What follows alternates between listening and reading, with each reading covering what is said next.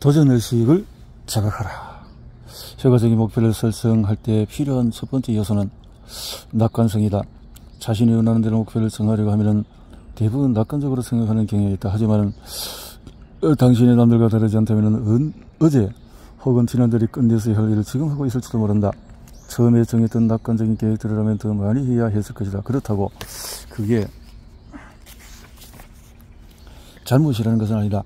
자신이 실제보다 더 많이 일을 더 빨리 할 수 있다고 낙관적으로 생각하는 데는 두 가지 이유가 있다.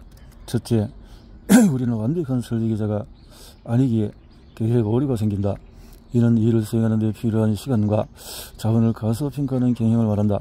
연초에 소득세를 신고할 계획이었던 예산 범위 내에서 집을 수리할 계획이었던 솔직히 말해서 실행하지 않을 가능성이 크다. 심지어 세세한 계획이 필요하다고 예상되는 대형 건축물 프로젝트조차도 계획 오류에 빠지는 경우가 많다. 1959년에 덴마크 건축가 예런 우스는 시드니 오페라 하우스 착공에 들어갔다. 처음 계획으로는 완공까지 4년, 건축비로 $700만 예상했다. 그러나 1966년에 우스는 자리에서 물러났다. 완공은 이미 몇 년째 늦어졌고 예산마저 바닥나서 직원들 인근조차 줄 수 없었기 때문에 새로운 건축가가 업무를 인계받았지만은 1973년이 돼서야 오페라 하우스는 완공이 되었다. 외적 계획보다도 10년이 더 걸렸고 비용도 $1억 200만 들었다. 놀랍게도 사람들은 과거에 저지른 실수를 알면서도 여전히 계획 오류를 반복했다. 지난번 실수에서 교훈을 얻었다고 말하면서도 세금 납부를 미루고 집수리 비용을 실제보다 적게 책정한다. 우리는 낙관적인 계획 오류로 인해서 생기는 실수를 바로잡고 싶어 한다. 낙관적인 계획 오류로 생기는 실수는 시간과 비용을 계획할 때 다른 요구들은 무시한 채 당면한 문제에만 집중하는 경향 때문에 일어난다. 2월의 계획이 세금 납부뿐이라면 문제가 없겠지만 생일 파티, 축구 경기, 무용 발표회, 저녁 모임, 진료까지 더해지면 여유로워 보이던 시간이 더 이상 여유롭지 않게 느껴진다. 둘째로 전략적인 이유로 인해서 지나치게 낙관적인 목표를 정한다. 누군가에게 깊은 인상을 주기 위해서, 계약을 맺기 위해서, 무엇보다도 스스로 동기를 부여하기 위해서 등 이유는 다양하다.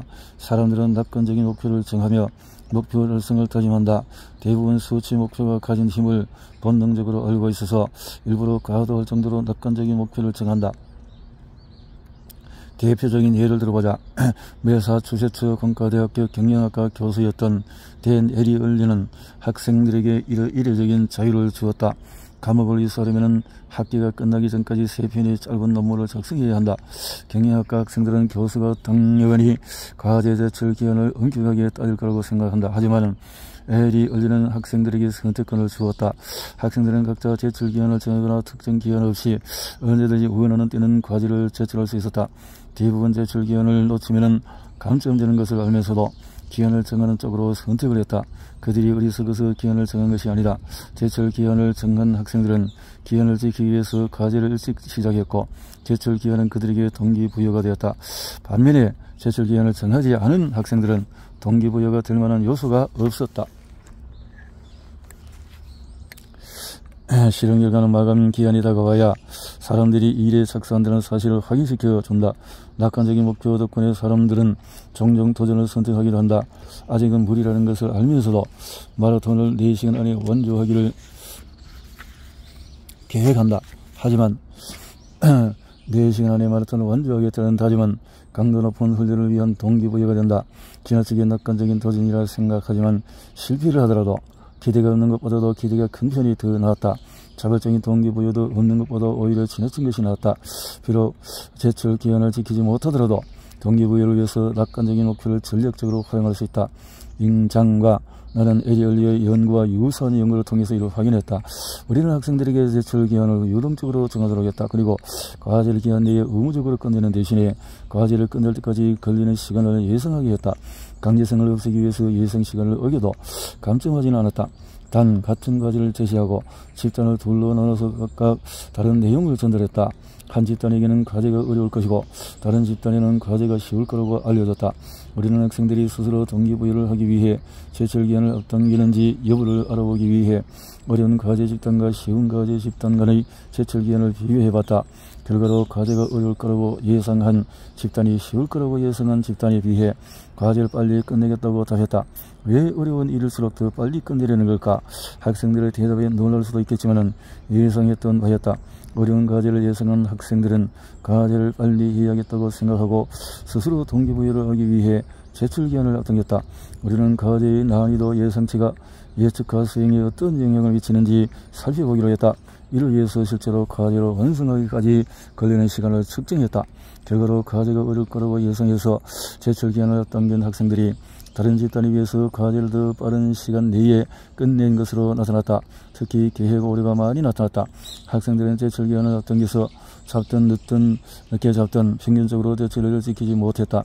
하지만 과제가 어려울 거라는 단순한 예상은 이 일을 일찍 시작하고 일찍 끝내도록 유도했다.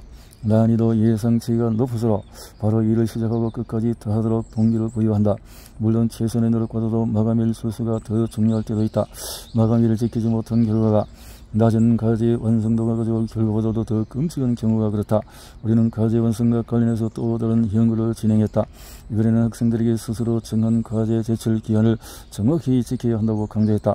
그 결과로 과제가 어려울 거라 예상한 학생일수록 제출 기한을 늦춰 잡았다. 즉 자발적인 동기를 부여하는 제출 기한보다 정확한 제출을 우선시할 때 어려운 과제에 더 많은 시간을 할애한 것이다. 제출기간이나 다른 목표를 설정할 때 사람들은 실패에 따른 여파가 상대적으로 작을수록 최선을 다하고자 스스로 동기를 부여한다. 또한 스스로 도전 목표를 설정하며 목표를 이루고자 노력한다. 만약 어려운 과제에 직면했을 때 스스로 정한 목표가 있다면 열정적으로 문제 해결 방법을 찾고자 노력한다. 또한 당면한 과제가 어렵게 불가능한 것은 아니라는 기대는 정신적, 신체적인 에너지를 끌어모은다. 때로는 어려운 과제에 직면했을 때 더 분발하거나 더 흥분하기도 한다. 심지어 심장박동이 더 빨라지기도 한다. 이런 경우에 목표나 과제를 위해서 행동할 준비가 된 것이다. 하지만 가끔은 에너지가 넘치고 시작할 준비가 됐는데도 이를 인식하지 못할 때도 있다. 의식하건 못하건 어려운 과제라도 성취할 수 있다고 생각하면 힘이 솟는다. 만약에 쉬운 목표라면 준비 없이 행동할 수 있고 불가능한 목표라면 도전하지 않고 포기하고 만다. 결과적으로 도전해볼 만한 목표가 눈앞에 놓이면은 동기부여 시스템이 작동하고 열정이 샘솟는다. 도전의식을 불러일으키는 낙관적인 목표는 충분히 가치를 발휘한다. 숫자를 적극 활용하라. 효과적인 목표를 설정할 때 필요한 두 번째 요소는 측정 가능성이다. 목표가 모호하고 명확한 숫자로 명시할 수 없으면 측정하기가 어려워 동기를 유발하지 못한다. 새 직장에서 자라기 은퇴를 대비해 저축 많이 하게 충분히 자기와 같은 목표를 생각해보자. 이러한 목표는 주말까지 프로젝트 끝내기, 원래 $10,000 저축하기, 하루 8시간 잠자기에 비해 동기부여에 효과적이지 못하다. 측정 가능한 목표는 알아보기도 쉽고 점검하기도 쉽도록 의미 있는 숫자로 명시된 목표다.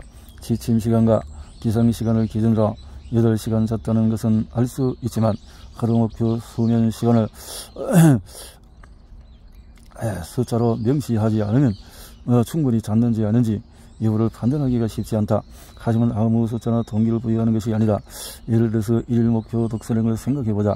하루 20페이지씩 읽고 정할 수도 있고 하루 6,000단어 혹은 하루 3만 글자 읽기로 정할 수가 있다. 둘 다 독서량은 비슷하다고 해도 페이지로 정해야 측정하기가 쉽다. 얼마나 읽었는지 확인하려고 매번 6,000단어를 셀 수 없는 일이다. 물론 몇 페이지부터 읽었는지 확인하며 매번 20페이지를 읽는 헷갈릴 수다. 그렇다면 20분씩 읽기는 어떨까? 등등. 실행 가능한 수준에서 목표를 정하라. 효과적인 목표를 설정할 때 필요한 세 번째 요소는 실행 가능성이다. 구체적이고 측정 가능한 목표를 해도 쉽게 행동에 옮길 수 없다면 쓸모가 없다. 하루 2,500칼로리 이상 섭취하지 않기라는 목표를 생각해보자. 정확한 수치로 명시된 낙관적인 목표다. 하지만 칼로리는 측정하기가 어렵다. 초콜릿, 생크림, 캐러멜은 디저트 코너에서 자주 볼 수 있지만 칼로리는 쉽게 눈에 띄지 않는다. 얼마를 먹어야 2,500칼로리죠? 100칼로리를 소모하려면 얼마나 걸려야 하죠? 호기심하다 보니 100칼로리를 소모하려면 평균 2,000보를 걸어야 하고 0.5kg을 감량하려면 3,500칼로리를 소모해야 한다고 한다. 일반적으로 1일 칼로리 섭취량을 500에서 1000 정도 줄이면 일주일에 0.5에서 1kg 정도 감량할 수 있다. 칼로리 외에도 일 권장량이 음식마다 붙어있다고 생각해보자. 케이크 팩토리의 나폴레나타 파스타는 소시지, 페퍼로니, 미트볼, 베이컨을 비롯해서 칼로리 높은 재료들이 많이 들어간 대표적인 음식이다. 심지어 1일 칼로리 권장량 2500칼로리의 99%인 2475칼로리나 된다. 이런 사실을 알면은 케이프와 아티초커, 토마토와 바지를 곁들인 구운 닭고기로 만든 1일 권장량의 23%인 575칼로리짜리 토스카나 치킨을 주문하게 될 것이다. 식품마다 해당 칼로리를 소모할 수 있는 운동시간이 붙어있다고 해보자. 그런 각각의 식품은 해당 칼로리를 소모하는 데 필요한 걸음수나 운동량으로 평가된다. 예를 들어서 탄산음료 한 병을 마셔서 초과한 250칼로리를 소모하기 위해 50분간 조깅을 해야 한다고 하자. 실제들의 탄산음료 소량이 줄어들었다는 연구가 있다. 이는 칼로리를 실행 가능한 목표로 바꿔주는 또 다른 방법이 될 수가 있다.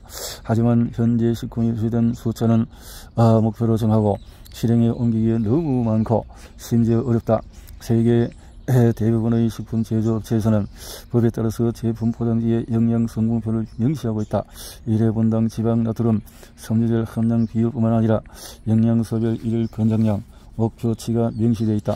영양 성분표를 보면 권장 수치량을 정확히 알 수 있어야 하지만 실제로는 그렇지 못하다.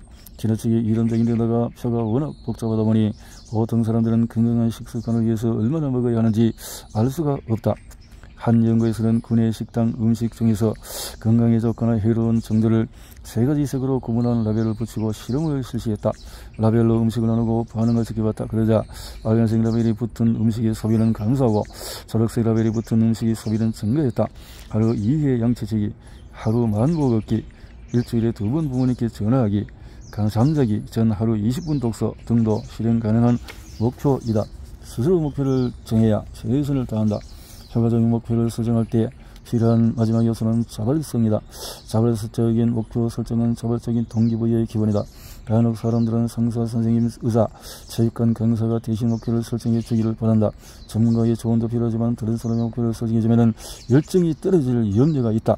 만약에 담당 트레이너가 8구 뼈표기를 10회를 추가로 설정 1회 정도 덜하고 넘어갈 수도 있다. 하지만 스스로 10회를 해야겠다고 마음먹었다면 자신을 쏘기가 어려울 것이다. 또 한 다른 사람이 그렇게 해서 이처럼 저항심리가 생기면 어른들은 말이나 긋고 떨어지지 않던 10대로 들어간 듯한 기분이 든다. 고등학생 시절에 는 체육 시간이 정말 싫었다. 그랬던 내가 요즘 스스로 운동을 꾸준히 한다. 차이가 있다면 당시엔 다른 누군가 이런 운동을 시켰고 지금은 내가 스스로 운동할 끈을 메고 있다라는 것이 다르다라는 거다. 그렇죠.